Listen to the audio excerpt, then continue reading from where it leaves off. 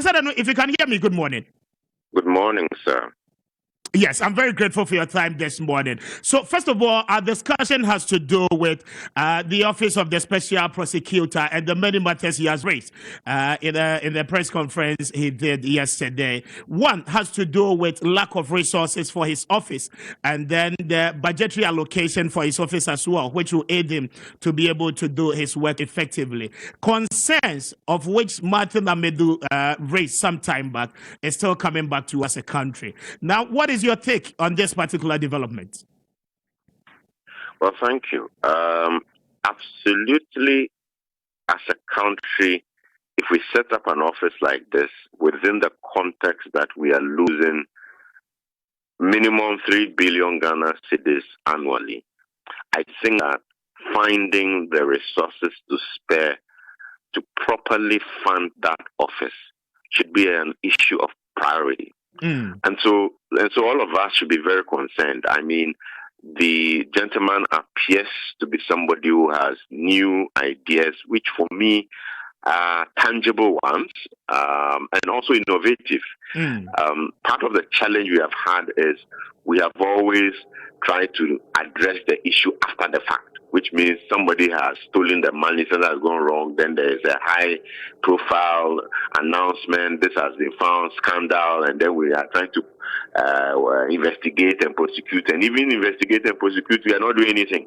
Now he comes up with a number of things which are proactive, saying that, look, I'm going to be examining contracts of a certain level from all MMDAs, so that if there's a high risk, I'll deal with it.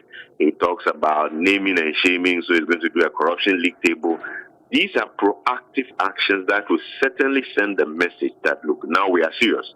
We will not allow you to get away. So I think he deserves to be given the support, and let's not leave him hanging.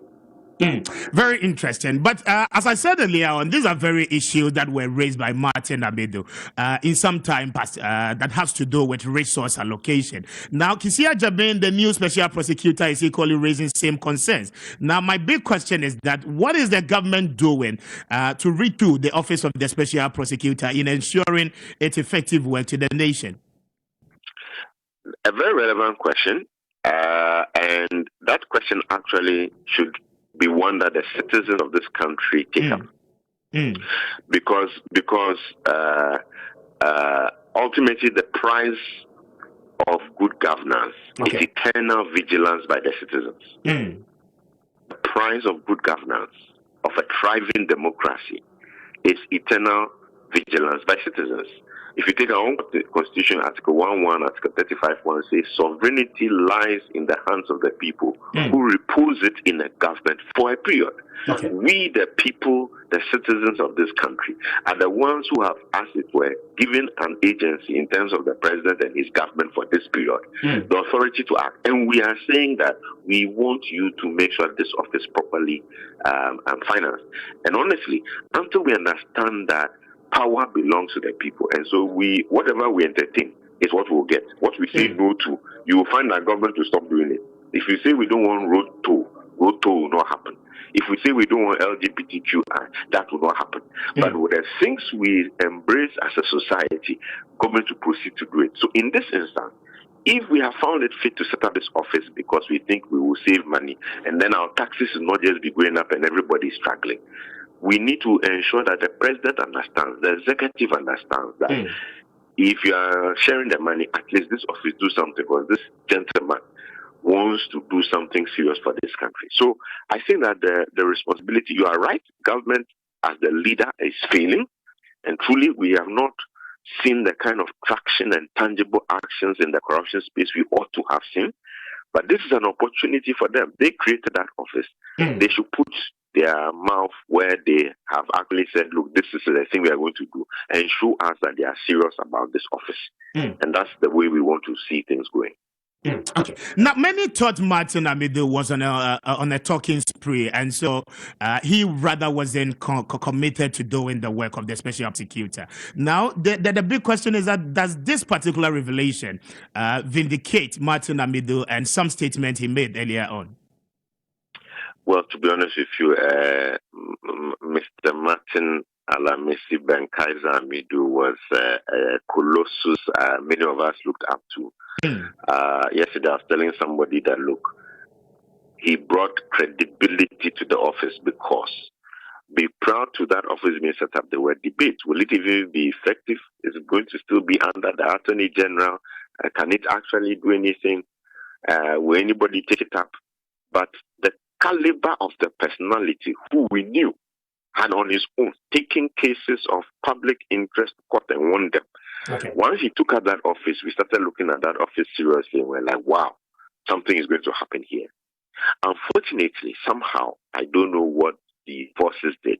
He seems to have been intimidated somewhat and exited. I am one of those who felt that with the law behind him, he could have taken some very critical actions before exiting. Doesn't matter what we were doing. He should have made all those facts available to the citizens much, much earlier rather than when he was exiting. Okay. I think that, yes, there's a sense in which it supports the arguments he was making, so that you know that they were it was not just crying foul without a basis. But on the other hand, I think that Mr. Amidou, given the capacity he had, he could still have taken some of these issues to court. Yes, but earlier on, he cried over the lack of resources to his office, and many would have thought that it was just a mere lie, a mere propaganda against the government of the time. Now, the very same government that sought to fight corruption in his quest by doing so created that same office.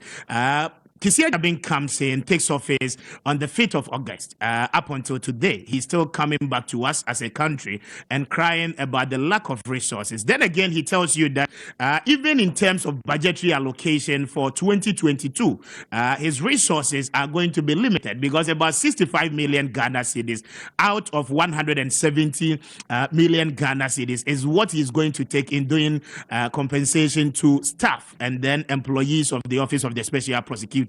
And so the remaining balance, how do we ensure commitment towards the fight of corruption if these are the figures we are allocating to that particular office?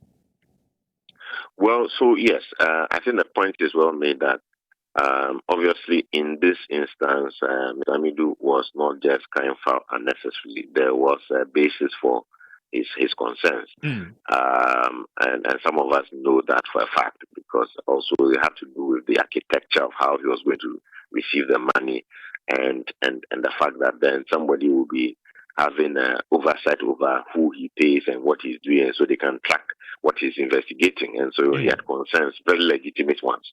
Now, Kessben has taken over. He wants certain things done. That office cannot meet its mandate, deploy the kind of human resource nationwide. If he talks about high-risk assessments of every procurement of a major nature, that tells you that you need a lot of persons doing those kind of monitoring and giving him feedback so that he can prevent those contracts being signed and then us getting to debt. You need persons. And if the man has done his budget, and this is what it is for 2022, and it's a fraction, a far fraction of the 3 billion we are losing annually, which is in itself probably, not the full picture. Then I think this is a cost-benefit analysis. If you know you are going to lose 3 billion, and to lose that premium, someone is saying that, look, we can cut this down, but give me 200 million out of 3 billion. I think that the math is clear. So let's all, our civil society and media, join hands to let government know that we don't think you are serious about corruption if you're not going to ensure that this office is adequately resourced, because then we are wasting our time. Interesting. Now, he gives a hint of some 31 or more issues that has come to his table, of which he has initiated some level of investigation into that particular cases. And surely, or earlier than we think of, he will begin with prosecution. Now, many would have thought he would have made revelation of those particular cases, but he did not. The very things that Ghanaians expected didn't come from him yesterday. Well, maybe it's strategic. Already, if we are to take what Mr. Amidou said about interference into the context, the specific initiatives that Kessben has mentioned are likely to bring him under the microscope of political parties and persons of interest who want to continue defrauding the state of resources. Because if you say you're going to have every major procurement under microscope, there are people who are not happy already.